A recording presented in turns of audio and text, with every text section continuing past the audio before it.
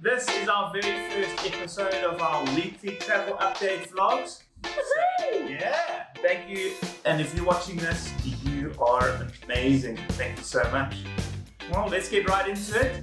And we'll start off with COVID-19 and travel restrictions. Potential waves.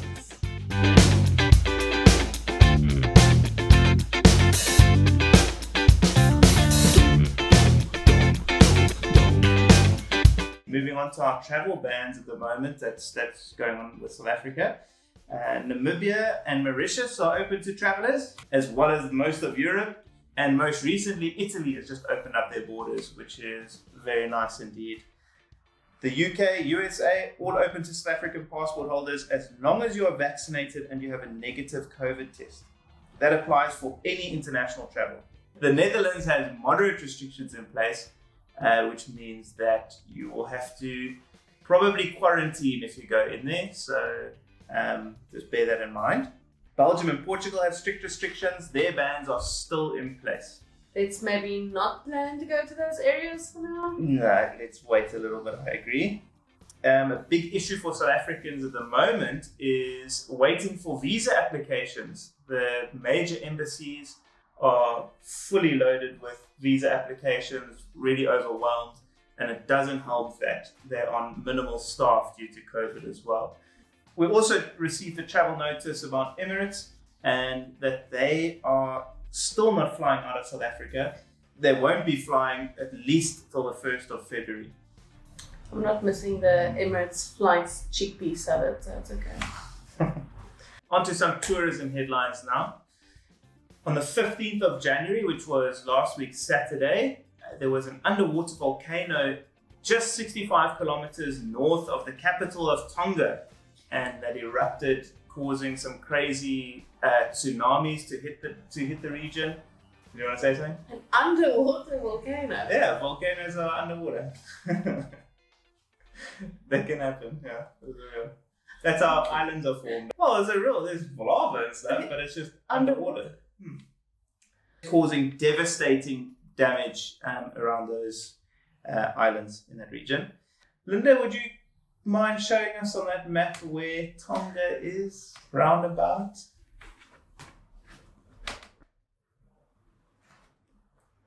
Yeah. Okay, so it's just to the east of Australia.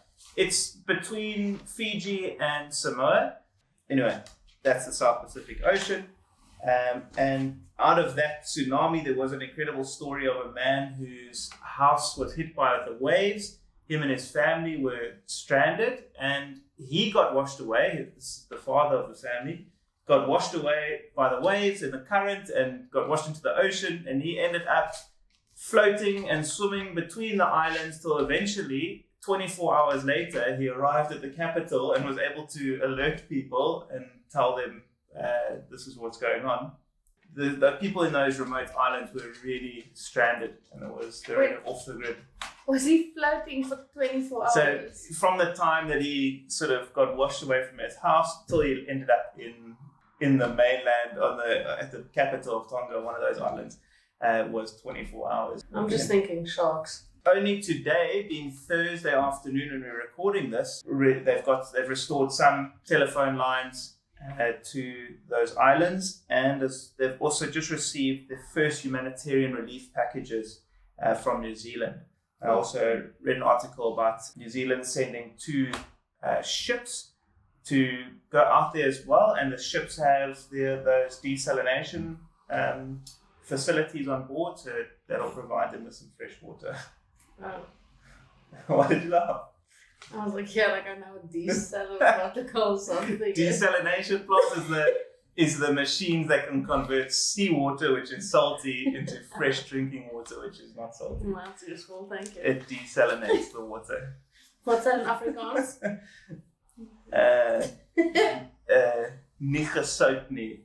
Asian. Did you see all the posts people were making on social media around Cape Town? And I think a bunch were from the promenade. The waves were huge. A great joy for the big wave surfers here in Cape Town.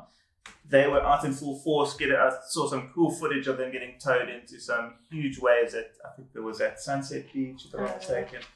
And yeah, I did see some comments and people posting like, this is because of the underwater volcano in Tonga, except that Tonga's on the other side of the planet. And in my opinion, I don't think it's logical that it can be caused by that. Last news item that I picked up was for the first time in 42 years, it was snowing in the Sahara Desert. Have you ever heard of snow in the Sahara Desert? I thought I misread this morning when I saw it. No, I've never seen it, but it's pretty cool. There's some really cool photography that's come out of that and cool footage. It was really quite bizarre waking up and there's snow. Yeah, you're used to 58 degrees weather. Let's talk about Mauritius. The land of sun, sea, white sandy beaches, sitting under a palm tree, sipping on a pina colada. I can't wait to go back there. Or a strawberry daiquiri. Or a strawberry daiquiri, frozen margarita. Sex on the beach. The drink. Yes. How's Olivia doing? She's good. We've got 3 weeks and 6 days left. One of the greatest things about Mauritius, it's only 4 hours away to get to your tropical island from South Africa. Linda, have you been before? When last were you there?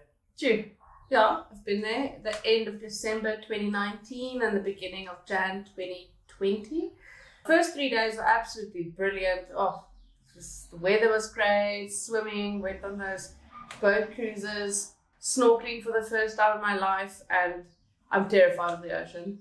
Went snorkeling, and when I turned around, there was this huge fish staring at me, and I screamed underwater so loud that when I came up, all the boats, all the passengers, everyone was laughing at me because they could hear my scream from underwater. I was terrified.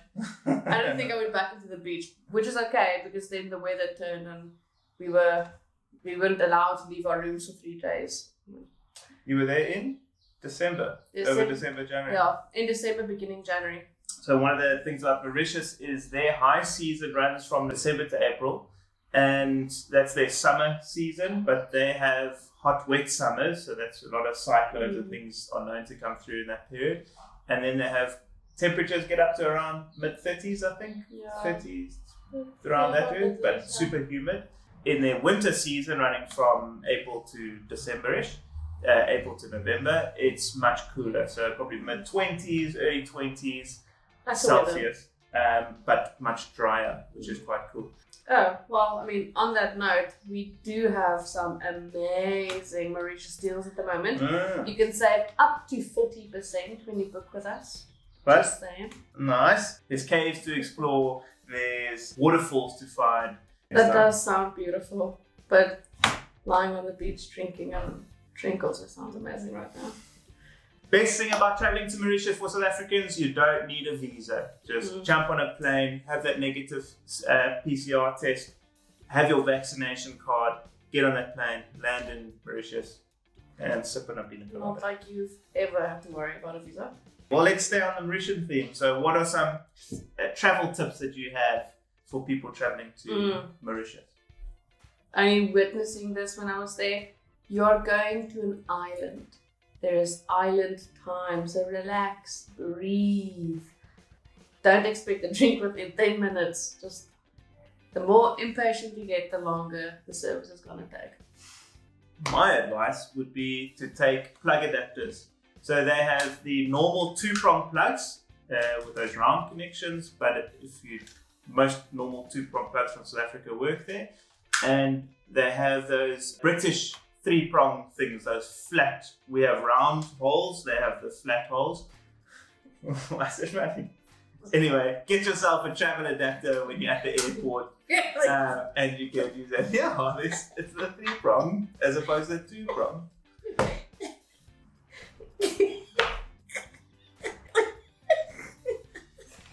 Well, even though we can be super corny and cheesy, we are running that Mauritian special 40% off if you secure your deposit before the end of January. So please send us a WhatsApp message. You can DM us on Instagram or Facebook to get hold of us, and asking for a quote is free. Happy days? I need to go and make some dog food. I have a sales meeting to attend. Okay. See you guys next week. Thanks for watching. Okay, bye. Bye.